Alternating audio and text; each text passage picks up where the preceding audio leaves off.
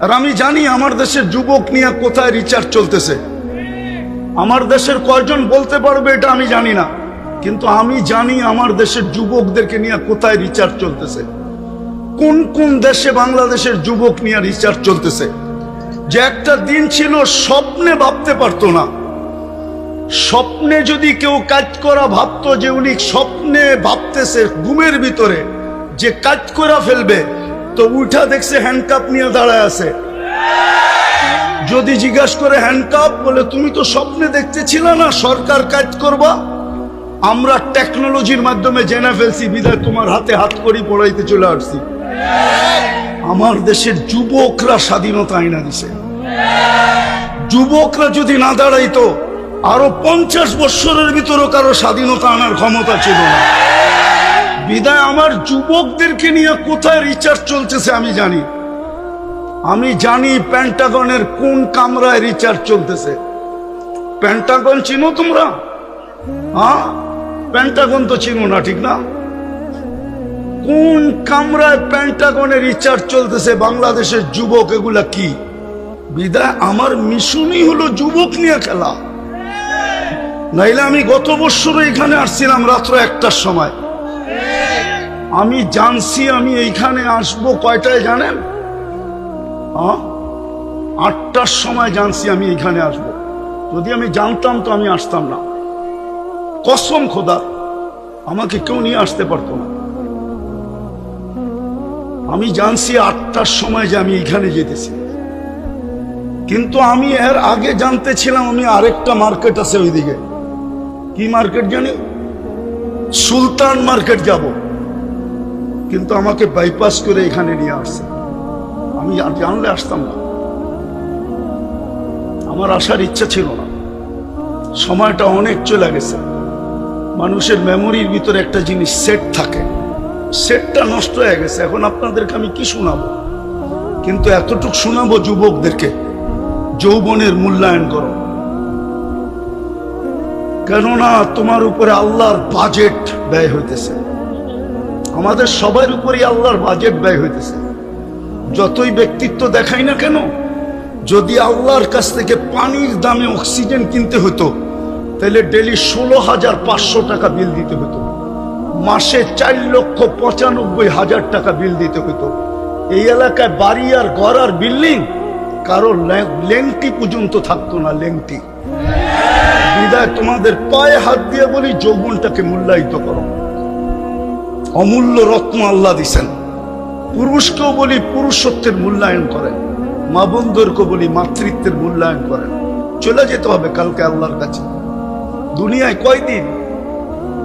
দুনিয়ার বাহাদুরি কয়দিন? হাতে আছে যতদিন, বা আপনি বেঁচে আছেন যতদিন। নাইলে অতীতেই তো দেখতাম তেল মারতে মারতে মারতে মিডিয়ালারা তেলের দাম বাড়ায় দিছিল। বিনা তেলে কিভাবে পাকাইতে হয় এটা পত্রিকায় লিখতে শুরু করছে। আজকেও দেখতেছি স্বৈরাচার বলতে বলতে গলা শুকায়া ফেলতেছে, মাঝে মাঝে শুকায় আবার পানিও খায়। তো চিত্র তো দেখতেছি আমাদের চোখেই। দুনিয়ায় কতক্ষণ? আমি বেঁচে আছি যতক্ষণ, অথবা আমার কাছে আছে যতক্ষণ। যেদিন থাকবে না আমিও থাকবো না, আমার কাছেও থাকবে না। এই জন্যই মৃত্যু লগ্নে 4জন ফেরেশতা আসে। প্রথম ফেরেশতা ধ্বনি দেয় কানের ভিতরে, ইনকাতাতিল আজাল ওয়ানকাতাতিল আমাল, তোমার বয়স শেষ, আশা শেষ। দ্বিতীয় ফেরেশতা একটা চিৎকার দিয়া কানটাকে ফাটায় ফেলে, সালাল ইস্তেগাল, বড় ব্যস্ত ছিল, আল্লাহ ডাকলেও আসার সুযোগ হইতো না। আল্লাহ ডাকে, কে ডাকে? কে ডাকে? 5 বেলা কে ডাকে? 90% মানুষ নামাজ পড়ে না। আপনি ব্যস্ত? কি নিয়ে ব্যস্ত? ও যুবক, তুমি কি নিয়ে ব্যস্ত বলো আমাকে? কি নিয়ে ব্যস্ত তুমি? কোন দেহটা নিয়ে ব্যস্ত? এই দেহটা কে দিছে? কে দিছে দেহটা? পূর্ণতা কে দিছে? পারল তো না আজ পর্যন্ত। আমাদের আগের যে প্রধানমন্ত্রী ছিল শেখ হাসিনা, এর ঘরেই তো প্রতিবন্ধী আছে। লক্ষ কোটি টাকার মানুষ পারল না তো প্রতিবন্ধিত্ব দূর করতে। নাইলে ওনার মেয়ে প্রতিবন্ধী সংস্থার চেয়ারম্যান হলো কি করে? ওনার ঘরে যদি প্রতিবন্ধী না থাকতো, না নাই প্রতিবন্ধী ওনার ঘরে, ওনারা কি জানে না? পূর্ণতা কে দিছে? হ্যাঁ, কে দিছে?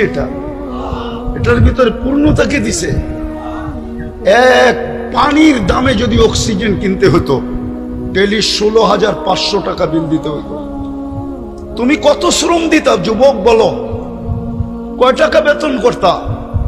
কয় টাকা কামাইতা ডেলি বলো? শ্রম কতটুক দিতা? 100 গাদার শ্রম দিলেও তো 16,500 টাকা অর্জন করা মনে হয় সম্ভব হতো না। কে বাজেট ব্যয় করে? আরে বলেন না জোরে। ডেলি 16,500 টাকার বাজেট আল্লাহ ব্যয় করে। যদি জিব্বা স্বাদ চেক করে দেয় আমাদেরকে, যদি স্বাদ মেশিন দিয়ে চেক করতে হইতো তাইলে বোঝা যেত ঘরে আগে ফ্রিজ কিনে না মেশিন কিনে চেক করার মেশিন, স্বাদ চেক করার মেশিন।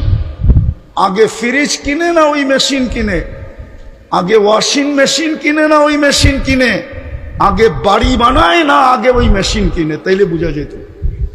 আমাদের বিত্তশালীরা তো আমাদের দেশে চিকিৎসা করে না, কেননা আমাদের দেশের 80% রিপোর্ট বলে ভুল হয়। এই জন্য দেখবেন অসুস্থ হইতে দেরি, চুপে চুপে ইন্ডিয়া যেতে দেরি করে না, চুপে চুপে সিঙ্গাপুর যেতে দেরি করে না, চুপে চুপে থাইল্যান্ড যেতে দেরি করে না, আমেরিকা ইংল্যান্ড যেতে দেরি করে না। হইতে পারতো আপনি মেশিন কিনছেন বটে, কিন্তু আপনার মেশিন যদি ভুল রিপোর্ট দিত আপনি কি করতেন? তাইলে তো প্রতিদিন খাইতেন আর প্রতিদিন হাসপাতালে যেতেন। আজ পর্যন্ত তো আপনার জিহ্বা ভুল রিপোর্ট দিল না। এই জন্যই তো আপনি বোঝেন না স্বাদ চেক করার কয় টাকা লাগে। এই জন্যই তো আপনি আর আমি চিন্তা করি না গ্রান চেক করতে কয় টাকা লাগে। এরকম এই শরীরটা খুইলা দেখানো যায় একটা একটা। 24 ঘন্টা আল্লাহটা বুক করি। এই জন্যই তো আল্লাহ এক জায়গায় বলছেন, আফা হাসিবতুম আন্নামা খালাকনাকুম আবাস, তোর ধারণা কি তুই অনর্থক সৃষ্টি? তো আরেক জায়গায় হাদিসের ভিতরে বলছেন, আতাইতু কাইনানে তানদুরু বিহা ওয়ালা উহাসিব,